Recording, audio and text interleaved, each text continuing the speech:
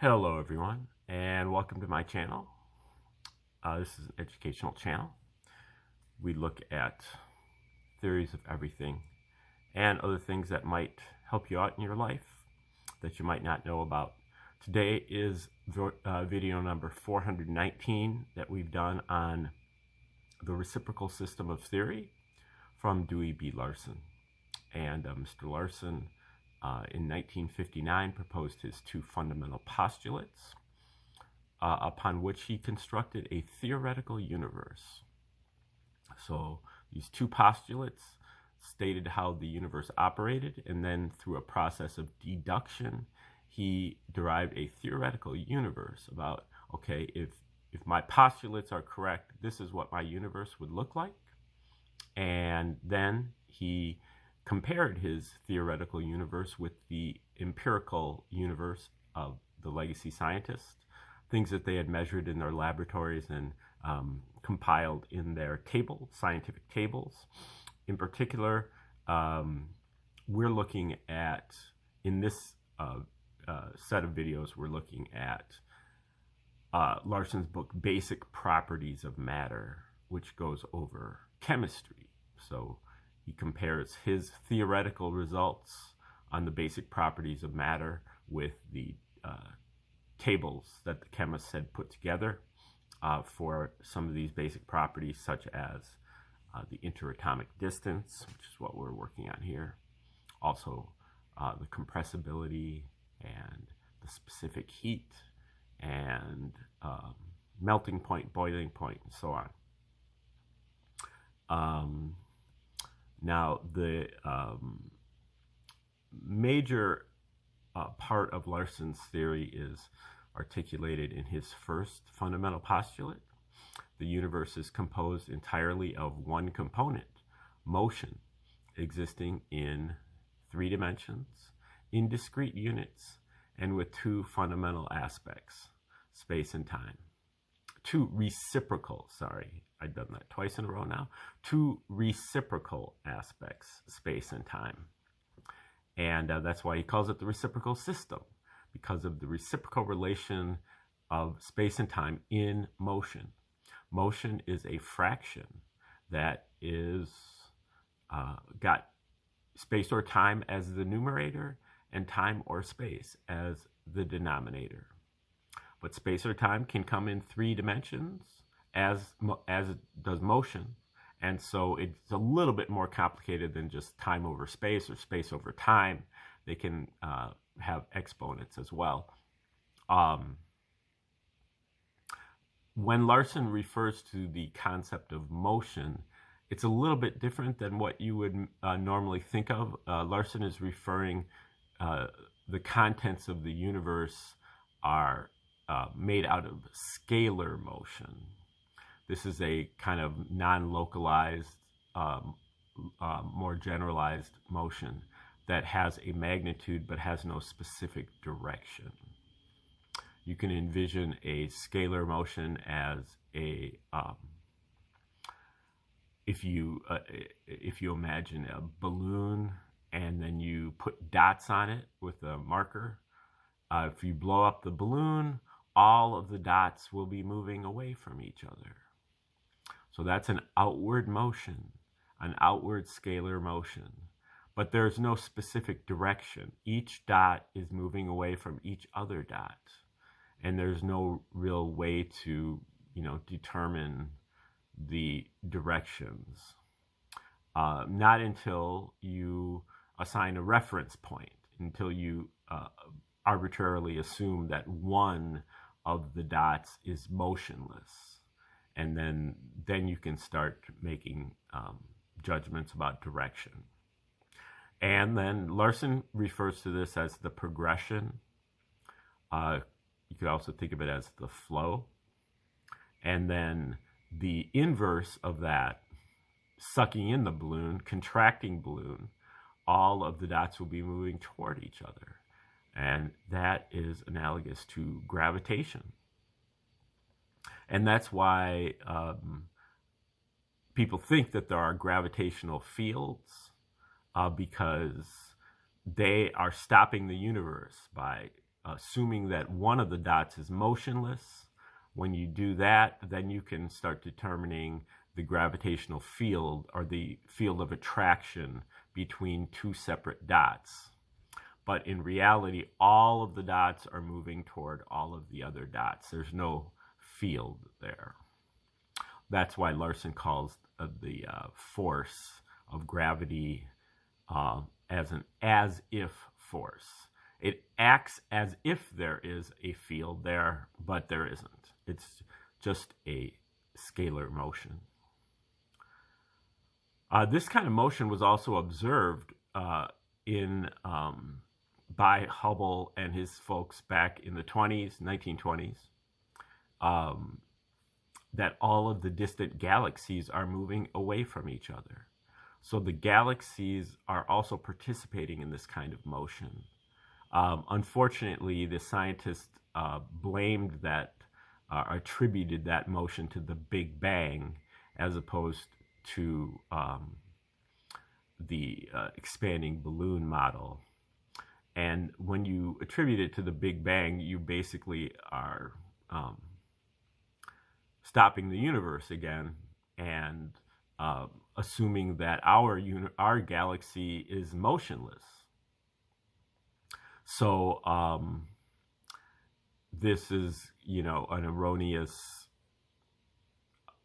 at least dubious idea that our universe would be the one that would be, our galaxy would be the one that would be motionless. Now,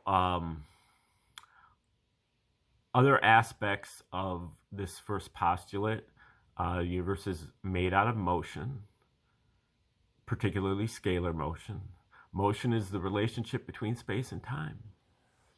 All of our scientific quantities are fractions of space or time as the numerator, time or space as the denominator. Speed is space over time.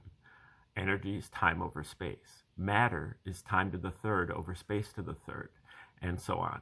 And that also simplifies matters a lot in terms of checking your equations and looking at old equations from history to see if they're balanced out right, and just kind of getting rid of that mass component that the MKS system relies upon. Getting rid of that mass and substituting a t cubed over s cubed instead. And then both space and time are identical as reciprocals of one another. And you can see that reciprocal relationship in speed. You can say the bicycle is moving 12 miles per hour. 12 miles of space in 1 hour of time. But you could say, let's double the speed. Double the speed, well, okay. The bike is now moving 24 miles per hour. Double the space. Or you can equivalently say the bike is now moving 12 miles per half hour. You can half the time. It's a reciprocal relationship.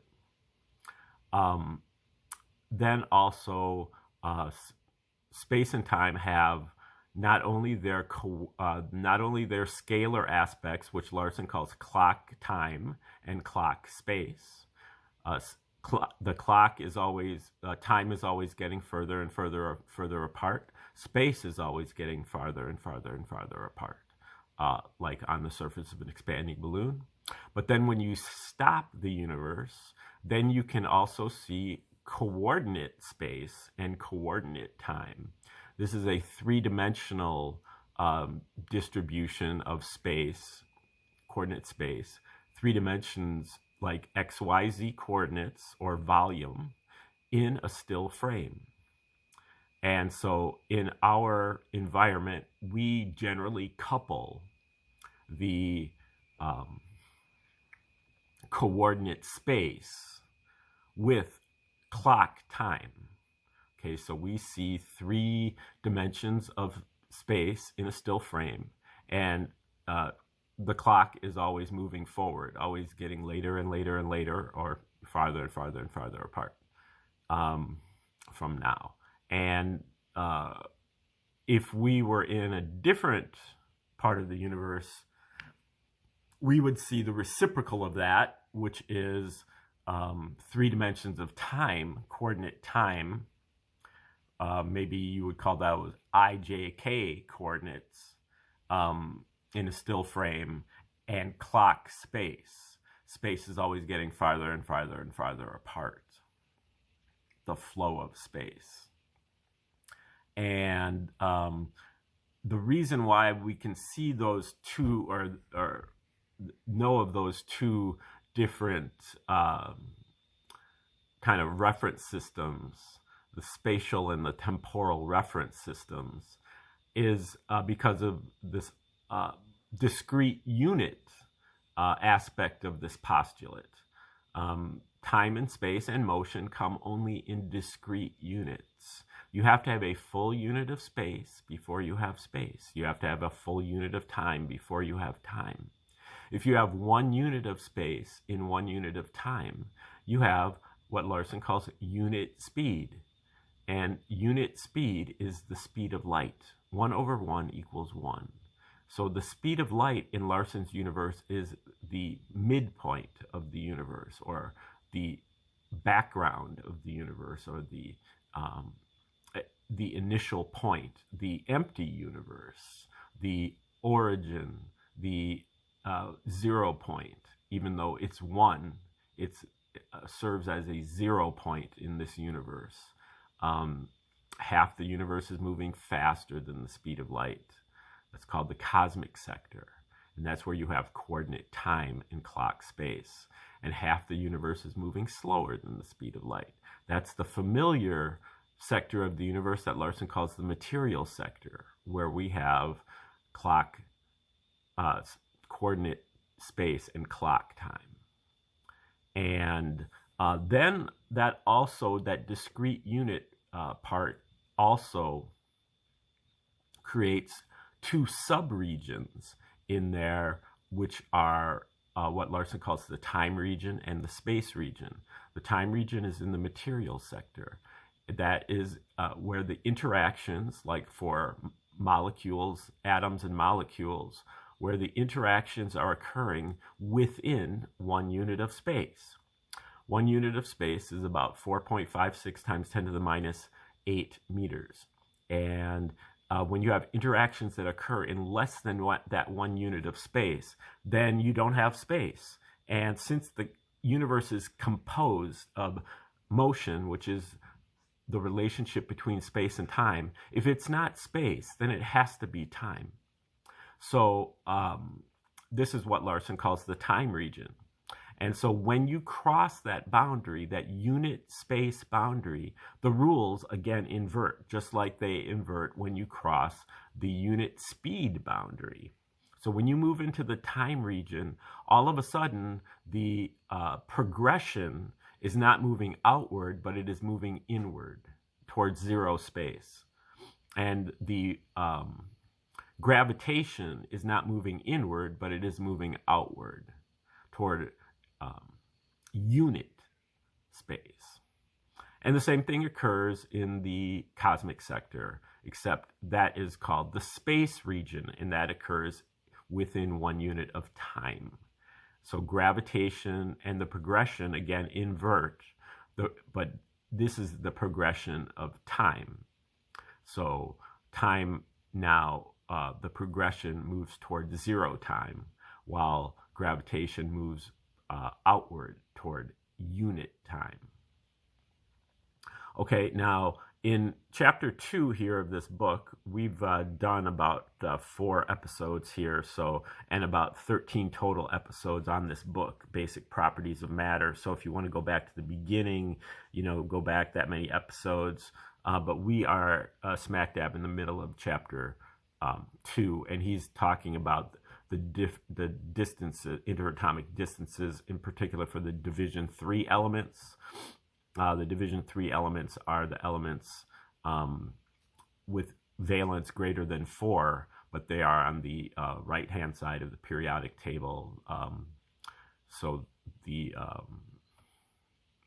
electronegative elements with valence greater than 4, or 4 or greater.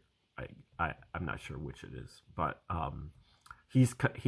we're up to this part where there's a table, and the table is comparing the calculated values with the observed values, and these are measured in angstroms. And so he went through in prior videos, we went through the equation that he uses for this. Basically, theoretically, the way he calculates the interatomic distance is the equilibrium position established in the time region where the constant force of the progression is always the same. Larson calls that the progression of the natural reference system. Motion outward at the speed of light in all directions. That is the progression of the natural reference system. And that is always existent. And then gravity, which is variable, based on what you call the inverse square. The closer they are, the more they attract, or the farther away they are, the less they attract, but that is in reverse in the time region. So the closer they are, more they repel. And so when that gravitational force is equal to the constant force of the progression, that is where the interatomic equilibrium is established. So that is what you would calculate for the interatomic distance. And for elements in division 3, we've got copper, calculated 2.53, observed 2.55. Again, this is in angstroms. Zinc, calculated at 2.90, observed at 2.91. And he puts also the three numbers that describe atoms in the reciprocal system. So every atom first has 2 photons that are rotating around the same, or rotating and vibrating around the same point at the core of the atom, but those are photons, so they move at the rate of the progression, at the speed of light. In order to slow down the photons to 0, to get them to gravitate, you have to rotate the photons, and you need 3 dimensions of rotation. Just like you need 3 dimensions of anything in the reciprocal system. 3 dimensions, XYZ coordinates or whatever, to slow down and stop before it is an atom and it gravitates. And then it's subject to this time region. So every atom has its 3-number signature. The first number is primary 2-dimensional rotations, the second number is secondary 2-dimensional rotations, and the third number is optional, which is a 1-dimensional rotation in the opposite, opposing the 2 scalar rotations there. These motions are all scalar motions, so they don't necessarily have a direction, or either in or out. Those are the only scalar directions that there are, in or out. Okay, so for example, copper here, its numbers are 4, 3, 8. Copper is element 29, and so, it's the first 2 numbers they alternate. So, for example, helium is 2, 1, 0. You need 2 primary 2-dimensional rotations and 1 secondary 2-dimensional rotation. And since it is a noble gas, you don't need any 1-dimensional rotation. So 2, 1, 0. That first 1 is to overcome. You have to establish a rotational base by overcoming that first motion outward at the speed of light, the first dimension of that. When you overcome that, that is what Larson calls the rotational base. That gives you a base on which to build.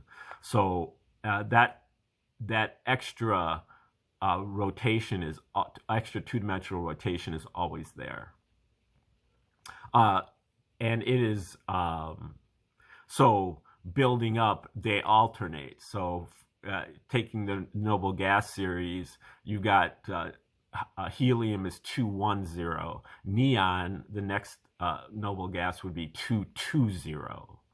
And then the next one, argon, would be 320.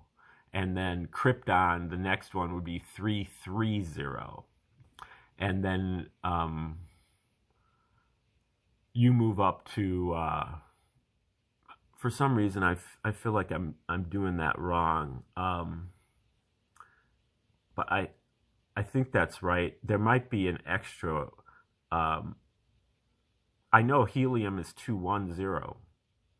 So neon 220, argon 320, and then krypton would be 330, and then xenon would be 430, radon would be 440, and then it closes out at the end of that row. But I guess when you calculate the specific rotation, which is what he's got on this graph or on this table, you put in an extra one, because he has copper listed here for its specific rotation as 438, and I would think that it would be 328 or 32. And it would be negative. It would be 337, 33 negative 7. But anyway, he has 4, 3, 8 through 10. So 8 through 10 is the specific rotation in the electric, in the one-dimensional. Anyway, we'll get that worked out eventually here. So 2.53 observed 2.55. Zinc 2.90 observed 2.91. The second orientation of zinc, 2.66, calculated, observed 2.66. Gallium 2.79, observed 2.80. Second gallium orientation, 2.46, observed 2.44. Silver up to the 3B row. We got 2.87, observed 2.88. Cadmium 3.20, observed 3.26. And then the other one, or other orientation of cadmium, is 2.94,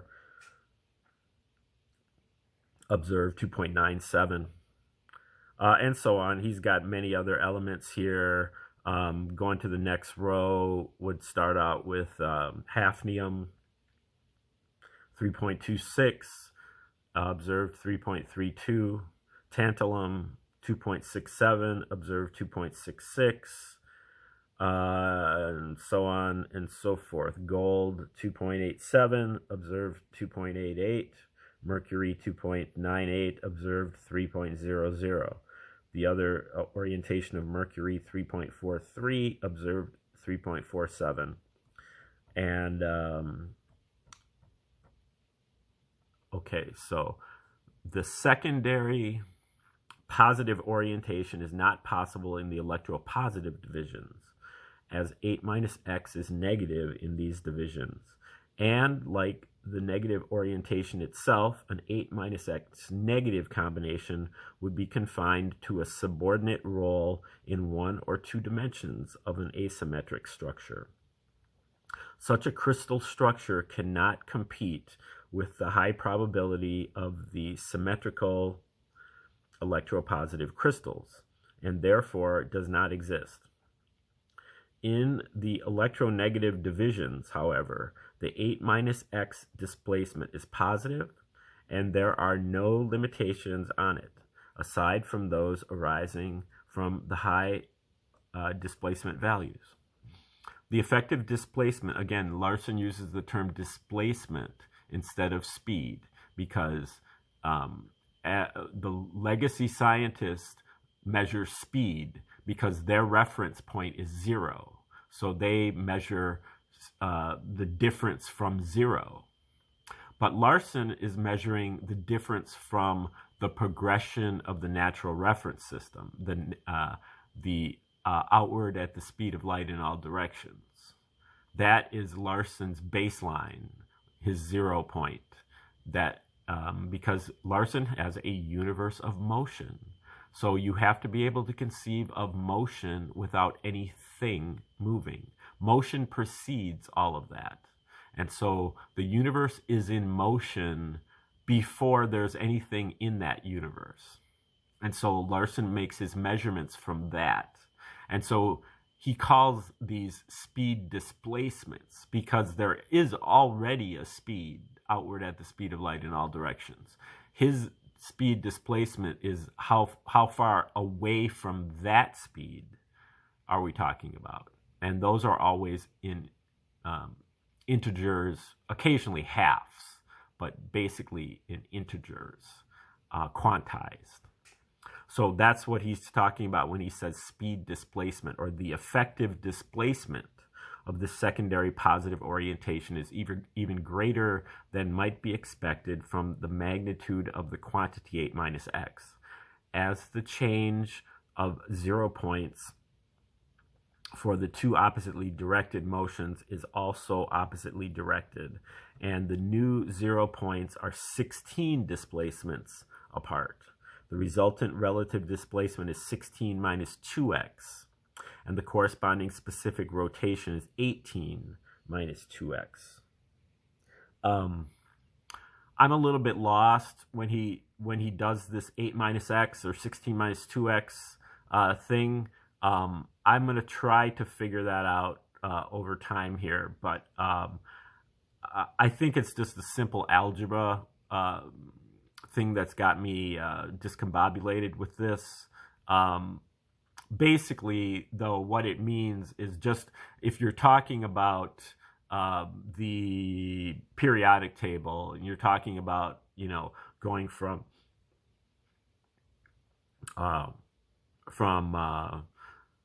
hydrogen, hydrogen, lithium, beryllium, boron, carbon, nitrogen, oxygen, fluorine, and you're back to neon. That's 8. And so you can either say +3 to get to boron, or you can say 8 minus x, 8 minus 3, which would be 5, to go this way.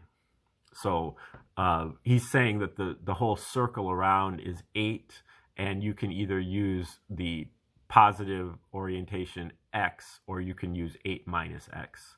And then I guess he's saying here that the 0 points are 16 displacement units apart. That I'm not quite getting that because even though the specific rotation is 18 minus 2x, and that makes sense because those higher, if you go up a couple rows, then when you're going from argon to krypton, that's 18 units. And so you can either say, if you're going over to copper, number 29, from 18, you could go 11. Or you can go 18 minus 11, which would be 7, this way. I think that's what he's saying. Not sure. I'll try to figure it out. In division 4, the numerical values of the latter expression range from 10 to 16. And because of the low probability of such high rotations, Larson does much of his deduction based on probabilities. And there is, within probability, the idea that small numbers are more probable than large numbers. I'm not sure if that's connected with Benford's law, but small numbers have higher probabilities. So these large numbers are less probable than the smaller numbers. So you always have a tendency to go toward that noble gas that is closer to you. And because of the low probability of such high rotations, the secondary positive orientation is limited to 1 or 1 1/2 dimensions in spite of its positive character. Don't know what he means by 1 1/2 dimensions. I'm assuming that he's dividing by 2 here somehow, but because the atomic numbers are based on double units, so that's perhaps what he's talking about. Like I said, when you study this stuff, a lot of it is detective work. You know, you have to speculate, you have to guess, and then you have to like confirm whether your guesses are right by looking at the later context. You know, this is not fed to you on a silver platter. You have to do the digging, and you have to, you know, sustain ambivalence and sustain ambiguity. You know, you're not going to be able to understand this immediately. It's somewhat of a mystery, but Larson pretends, at least, like he has it pretty clear in his head. I think he has it way clearer in his head than it is in mine. But I think in some cases Larson isn't. He in many places he does admit that, you know, this is speculative. I'm not quite sure about this thing, but in some cases he's pretty sure about it. Okay, in division 3, the 8 minus x displacements are lower, but in this case they are too low.